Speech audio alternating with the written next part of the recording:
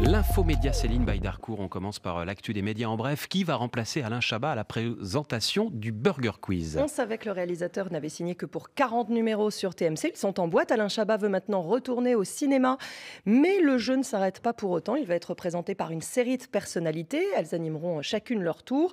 Dans la liste dévoilée hier soir, on trouve des habitués de l'émission. Gérard Darmon, Édouard Baird, Jérôme Commandeur, Marina Foïs ou encore Jean-Paul Rouve. L'étonnante annonce de Paris Première. C'était hier dans les colonnes du journal Le Parisien. La chaîne cherche, je cite, des cons à interviewer pour un documentaire. Il sera diffusé pour célébrer les 20 ans de la sortie du Dîner de cons, l'énorme succès de Francis Weber avec Jacques Villeray.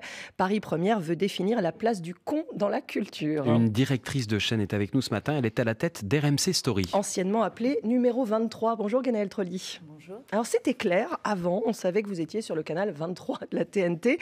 C'est pas risqué de changer de nom ? On n'a pas bougé de canal, donc Oui. on est toujours là. C'était aussi l'occasion de redonner un coup de frais, un coup de neuf à la chaîne, de dire qu'elle avait changé, de dire qu'on était reparti pour proposer quelque chose de clair aux téléspectateurs. Ça veut dire que c'est un nouveau départ ? RMC Story. Oui, c'est un nouveau départ, un nouvel habillage qui a été réalisé par l'agence Gédéon, qui est à l'antenne depuis le 3 septembre. Donc vraiment un coup de frais, des nouveaux programmes, une montée en puissance de la chaîne pour cette nouvelle saison. RMC Story se présente comme la chaîne des histoires vraies, C'est-à-dire qu'on va apprendre des choses sur cette chaîne. C'est un des marqueurs, on va dire, du groupe et aussi sur RMC Découverte. C'est quelque chose auquel on s'était déjà attaché, d'être une chaîne de la connaissance. Ça sera le cas aussi pour RMC Story, avec du magazine, bien évidemment, des documentaires, mais aussi de la fiction, du cinéma, du talk. Pour quel objectif d'audience ?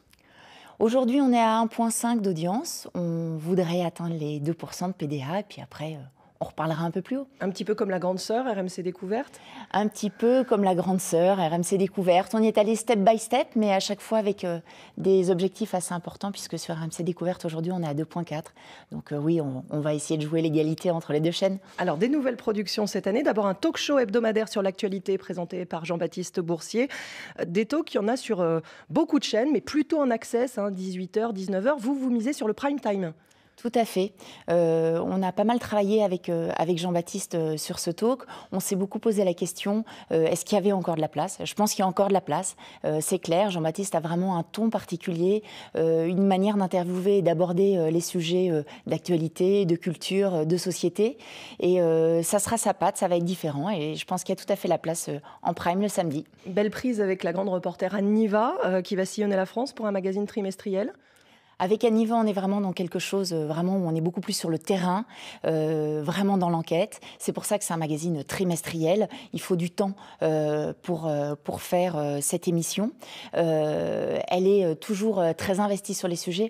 On va démarrer sur un sujet sur l'école en France, qui est vraiment un sujet particulièrement intéressant. Elle va sillonner la France dans plusieurs régions, dans plusieurs villes, grandes, moyennes, et puis la France rurale aussi, pour comprendre un peu ce qui se passe. C'est quoi cette école aujourd'hui dont on nous parle tant. Anne Niva, qui est l'épouse de Jean-Jacques Bourdin, qui officie également sur la chaîne. C'est lui qui vous a soufflé son nom ? Non, on travaille avec Anne depuis en fait assez longtemps, on a discussion. Et pour autant, c'est Troisième œil qui produit cette émission. Alors sur RMC Story, il y a aussi du foot. En clair, vous diffusez une affiche de chaque journée de la Ligue Europa. La semaine dernière, c'était Prague-Bordeaux, mais peu de téléspectateurs, 386 000. J'imagine que là, vous ne rentrez pas dans vos frais. Alors, le foot, c'est effectivement une prise du groupe. Ça ne vous a pas échappé, la Champions League, l'Europa League. RMC Story est donc le diffuseur en clair d'un match par journée de compétition. C'est vraiment nouveau pour la chaîne, c'est une nouvelle installation. Il faut nous laisser le temps de communiquer, que les téléspectateurs comprennent que c'est chez nous. Et puis, petit à petit, ça va grossir. J'ai aucun doute là-dessus. Ouais. Prochain match le 4 octobre, Bordeaux-Copenhague. Pourquoi Bordeaux à chaque fois ? Non, le match suivant, ce sera Rennes. Ah, il y en aura pour tout le monde. Non, le prochain match, c'est bien Bordeaux-Copenhague. Ah bon, mais le suivant, ensuite, le troisième match, ce sera Rennes. Vous ferez toutes les équipes Ce françaises sera Rennes en Europa League ? Tout à fait. Oui, c'est le but. Justement, RMC Sport a désormais les droits de la Ligue des Champions, la compétition la plus prestigieuse en Europe. Est-ce qu'il est prévu que les matchs du PSG, de Monaco, de Lyon soient diffusés sur RMC Story, donc gratuitement ? Non, absolument pas. C'est bien sûr RMC Sport, c'est en payant. Voilà. La seule obligation, c'est d'avoir la finale en clair, mais ça, on ne sait pas encore sur quelle chaîne ça pourra aller. Ce sera uniquement la finale. En cas de club français en quart ou en demi, ce sera toujours pas en gratuit. Pour l'instant, On ne sait pas.